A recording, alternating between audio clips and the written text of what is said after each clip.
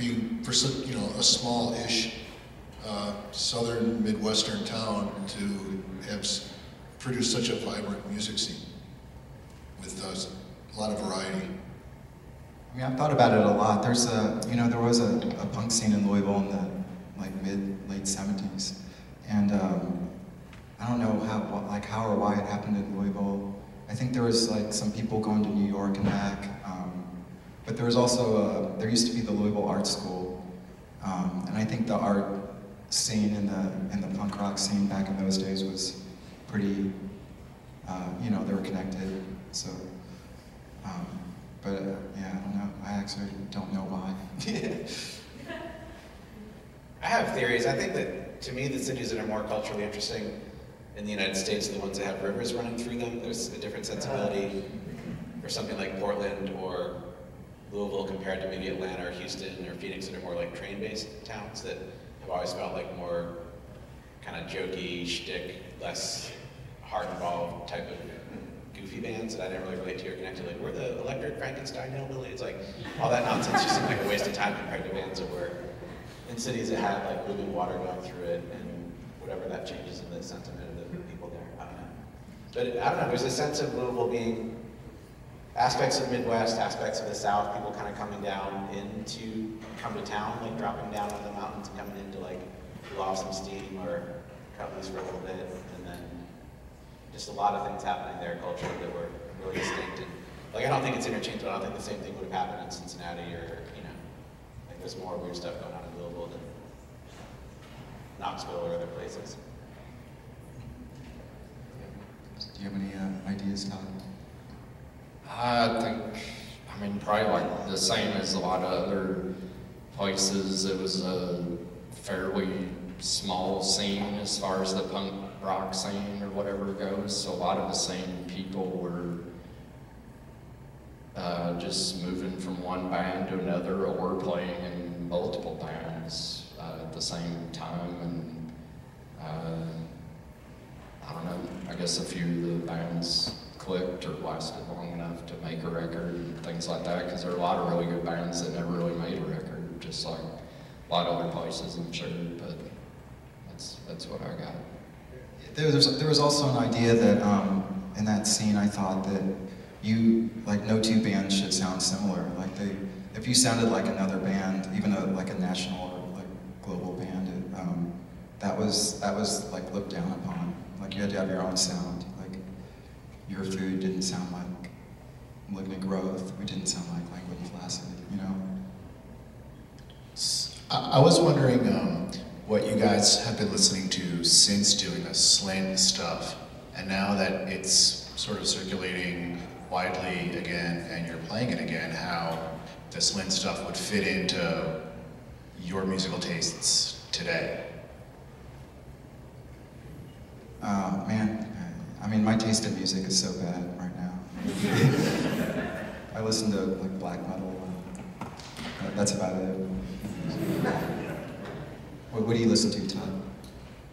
A little bit of everything, but one thing, I don't know, somebody was asking me about it fairly recently, but even back then, we listened to a lot of different stuff. Like we did follow a lot of the Chicago bands and things like that, but we all liked a lot of different stuff. Like probably, there was a quick shot of like Will and us, we were all sitting out on Britt's parents' porch, and you know, I have memories of bringing over like a Howlin' Wolf record over there and being like, have y'all ever heard this shit, you know, stuff like that. So I don't know, we listened to a little bit of everything. I think that still is fairly true. Britt liked the Mekons a lot. But we always listened to AC/DC, like on our big tour of however many shows, 6 or 8 shows. We'd always play AC/DC when we were driving into the town where we were playing, you know, just so we could get pumped up or whatever.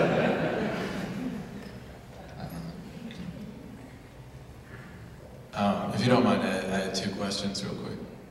Just for the band members, do you guys feel like, in a way, the material you recorded for Spiderland was kind of unfollowable? I mean, you'd spent so much time, so intensely on it.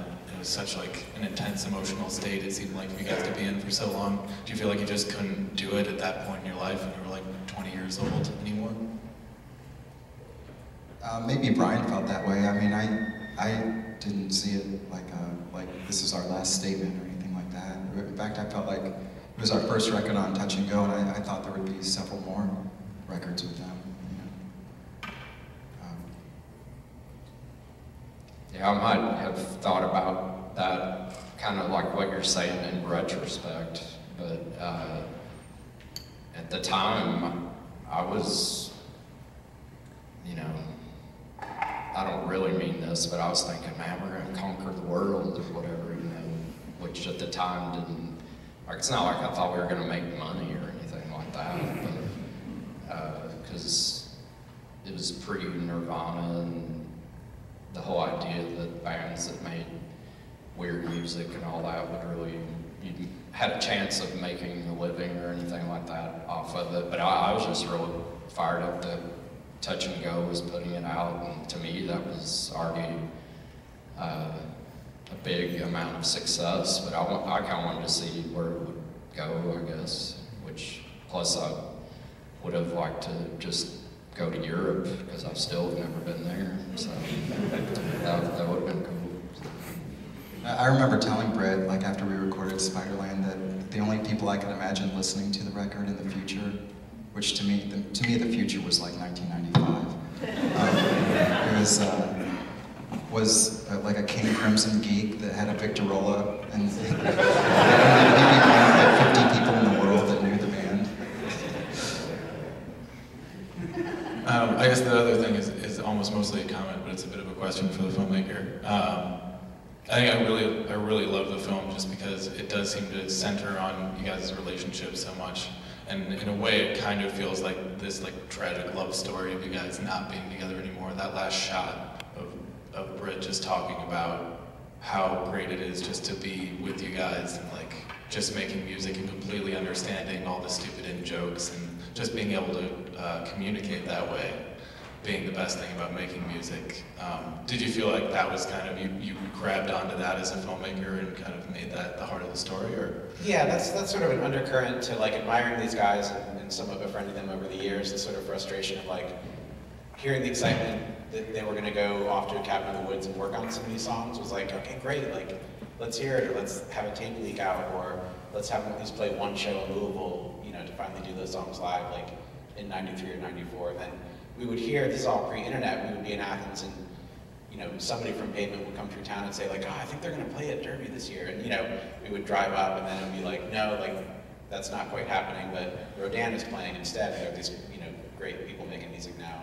So discovered a lot of other great bands and culture from just going back and forth between the two places, but there is this sort of sense of, I don't know why it took until 2005 for them to get talked into the possibility of playing any of that stuff live, or that, you know, like why couldn't people have done that in 2000 or 2001? Or, I don't know, it's just like a sense of like how much great chemistry they clearly had together, and wishing there was a chance for that to get shared or played louder through a good PA at a club, or in real time with whatever changes happen when you get partway through a set and then something goes crazy. Like all that stuff that's so great about music, to not have that present in the world was kind of frustrating to me, and I kept kind of chipping away at the film, and was glad when they did finally find ways to kind of spend time together, putting together the box set, revisiting some of their old cassette tapes, and digging up photos with each other, kind of emailing them back and forth. But watching them go through that process together was really great, really rewarding to see that friendship kind of, you know, rekindled amongst them.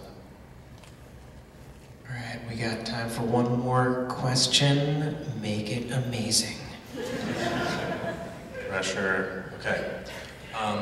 I'm curious about the remasters, and I'm curious about whose idea originally was it to go about remastering the record and reintroducing it now, and then also what kind of things were you thinking about when you were remastering it and, you know, essentially reintroducing it to people in 2014? Should get Bob up there. Yeah. You want to answer this? Bob, you want to come up? No. mean, I think Corey had actually tracked down an email that I'd sent to him in 2009 where I kind of introduced the idea of remastering the record. And my thought was just that you know, like analog to digital technology has gotten better, so if we just ran it through better processors, it was going to improve the sound. And then we all started discussing it as a band, and it kind of, I don't know how it turned into like a box set, but when Lance started like making the film, and we wanted it to be a 20th anniversary, which would have been 2011, and we missed that, and it still wasn't done. And yeah, and it just came out this year because we finally finished it. You know, it took a long time. And Todd like collected all the cassettes and went through them all. He had everything to do with it. All right, I lied. There's one more question. Yeah, I actually just have one more question. I probably speak for a lot of people here, but do you want to grab a beer afterwards? Fuck yeah.